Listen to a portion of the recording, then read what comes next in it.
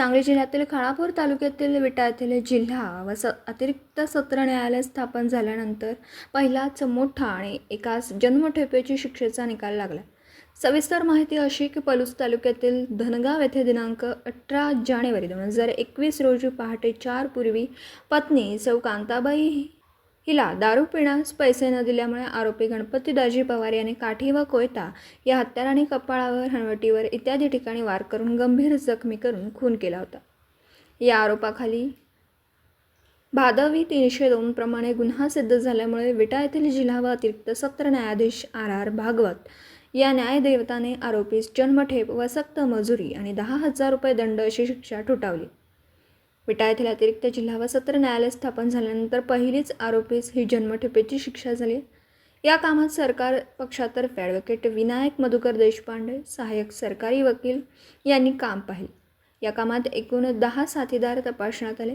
त्याचप्रमाणे न्याय सहाय्यक वैज्ञानिक प्रयोगशाळा यांच्याकडून आलेले अहवाल तसेच शवविच्छेदन अहवाल, मयतेची भाची अंजली उर्फ पावरी व वर्दीदार नवनाथ राठोड आणि पंच यांचे साक्षी पुरावे, त्याचबरोबर डॉक्टर NS पवार व साक्षीदार सतपाल साळुंखे यांची साक्ष महत्त्वाची मानण्यात आली।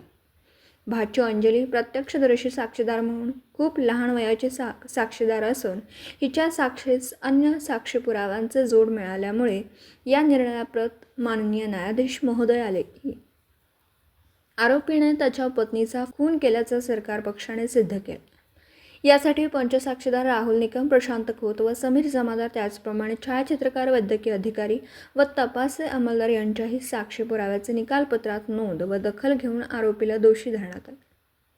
या गुन्ह्याचा तपास सहाय्यक पोलीस निरीक्षक कैलास कोडक, भिलवडी पोलीस ठाणे यांनी केला। आरोपी सर्वोच्च न्यायालयाच्या निवाड्याच्या आधारे हेतू पुरस्कार खुनाचे कृत्य केल्याचं प्रसिद्ध झाल्यामुळे सक्त मजुरी, जन्मठेपेची व 10,000 रुपये दंडाची शिक्षा सुनावण्यात आली।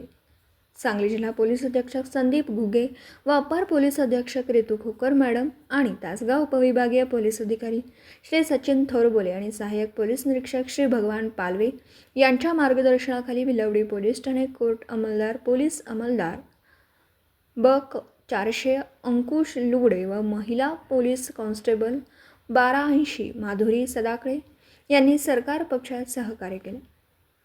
विटा येथील जिल्हा व अतिरिक्त सत्र न्यायालय स्थापन झाल्यानंतर पहिलीच एकाच जन्मठेपेची शिक्षा न्यायाधीश यांनी या सर्वांचे साक्षी पुरावे आधारे सुनावली। दिवसभरातील घडामोडींचा आढावा घेण्यासाठी पाहत रहा N24 मराठी न्यूज चॅनल।